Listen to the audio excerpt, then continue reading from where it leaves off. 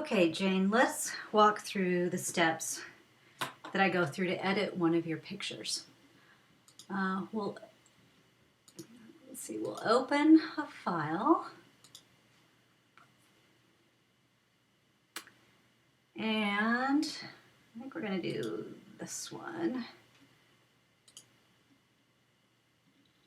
Okay. Now, if you look at this image, it's definitely underexposed. When a scene has a lot of white in it or light colors, your camera's, trying to balance everything out. So sometimes it makes a little mistake, and in this case, it definitely underexposed. We don't have to get it perfect, but we probably should get it a little bit closer before we start working on the image. To do that, I go over here to exposure, and you can move this slider to the right, and it's going to increase the exposure of the shot, and you'll see it get lighter. You don't have to get it exact, but what I do is I watch the histogram up here, because as you move to the right, watch those pixels all go brighter and brighter. You don't want to take it all the way over to the edge, because then see how everything just got burned out. But we'll go over here, not too much, but just something that's a little bit closer, and I think that's fine. So we'll click Open Image.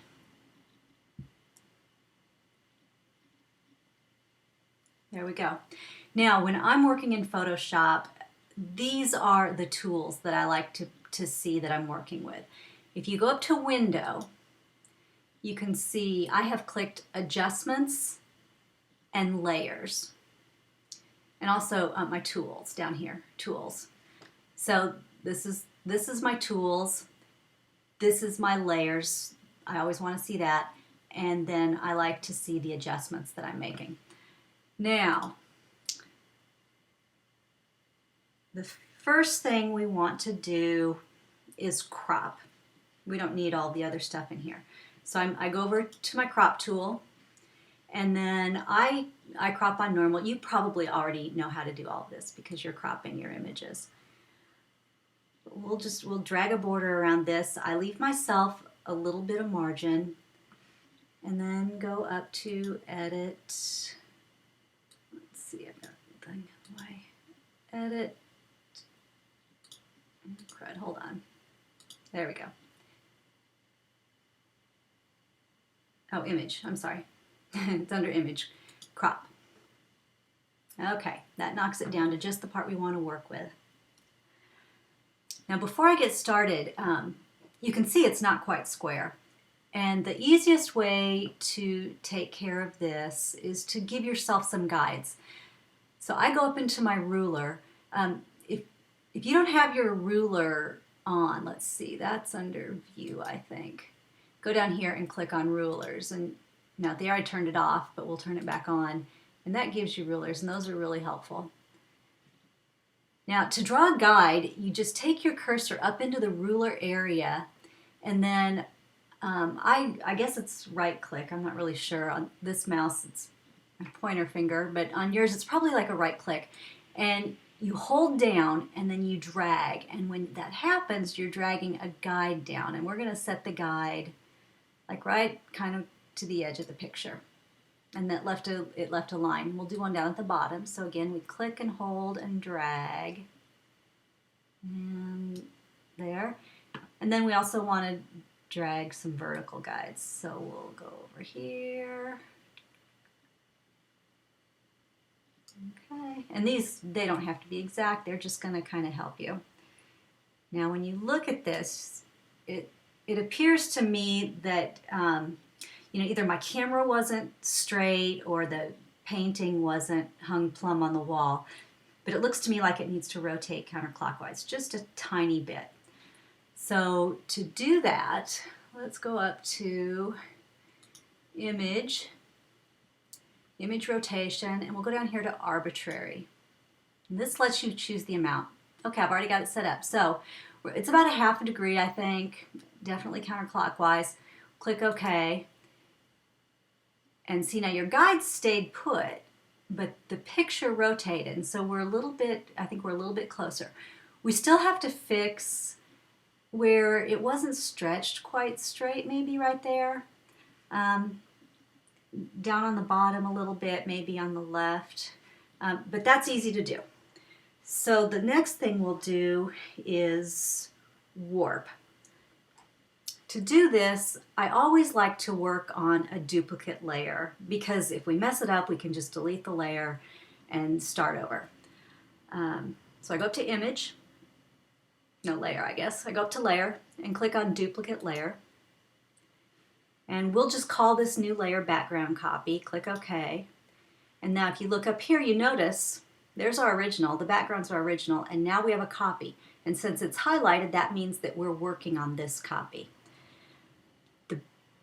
The best way to do this is to go over to your Edit, come down to Transform, and one of your options is Warp. So click on that. And what this does is it gives you a grid. Now you can touch any point on your picture and click and hold and then drag just a little bit, and it's going to drag, it's going to warp the image. You'll see what happens when I do it. So I click and I drag just a hair. Okay, until I think I've got that line straight. Okay, actually I might have gone a little too far, so we can drag it back down. Okay, that looks pretty good on that side. Boy, maybe just a little bit on the bottom down here. So again, just kind of go to the middle of the area that you want to warp.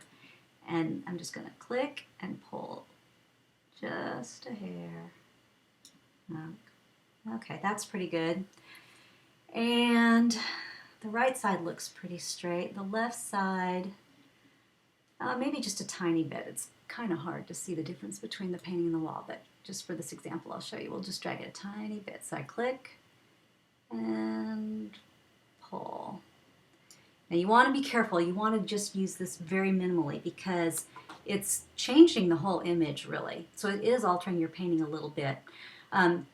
If you don't like what you did, you can go up here and this just wipes it. You just start over. But if you're happy with your results, you click Commit. And that basically set those changes. Now the changes are made on your background copy. So if you want to see the difference between the two, you can just click on this eyeball and it just turns that layer on and off. So that's after. Now here's before. And my computer's being weirdly slow. So that was before, now after. Before, after. Turn this guy off. I'm backing up, that's why. We'll pause that for an hour. Okay, let's see if that helped. So there's before, and there's after. And you can see it did change your painting just a tiny little bit, but hopefully that's not enough to, alter your intention. I'm happy with this, so the next thing I'm going to do is flatten that layer down. So we're working with just one layer again. So go down to Layer, Flatten Image. Okay, and it basically just pressed that copy down onto the background, and so now we're working with the copy. Now the fun part, we've got it all squared up. We want to set the wall to white, and that's going to also make the colors of your painting more vibrant. To do this, I'm going to add an adjustment layer.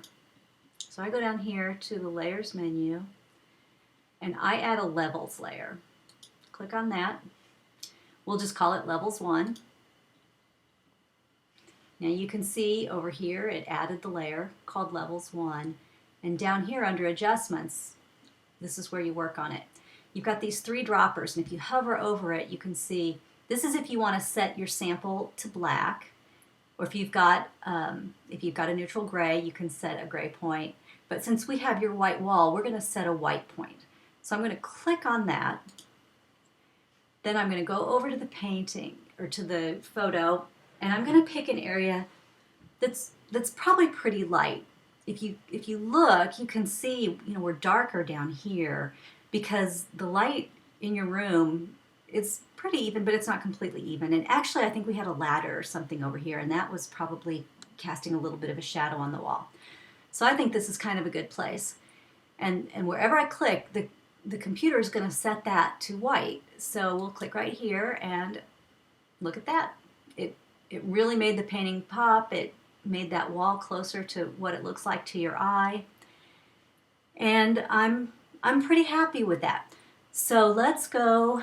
We're gonna flatten to get back to one layer. So we'll go down to flatten image. Okay. Now this, I'm pretty happy with that. So let's go to the next step. The last thing I do is I sharpen just a hair the image. The easiest way to do that is to go over to your filters menu, and under sharpen, I go to unsharp mask. Now the default, I really don't even know what these mean. You can play with them, but 50% with the radius at 1 and the threshold at 0 seems to work pretty well for me. And click OK.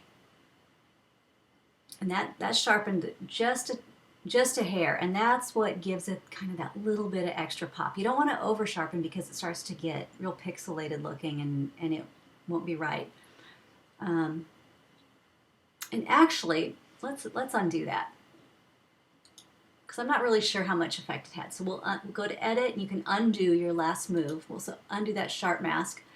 And now I'm going to create a layer, and I'm going to sharpen the layer so we can turn it on and off and see the difference. So we'll create a duplicate layer under the layers menu. We'll call it background copy again.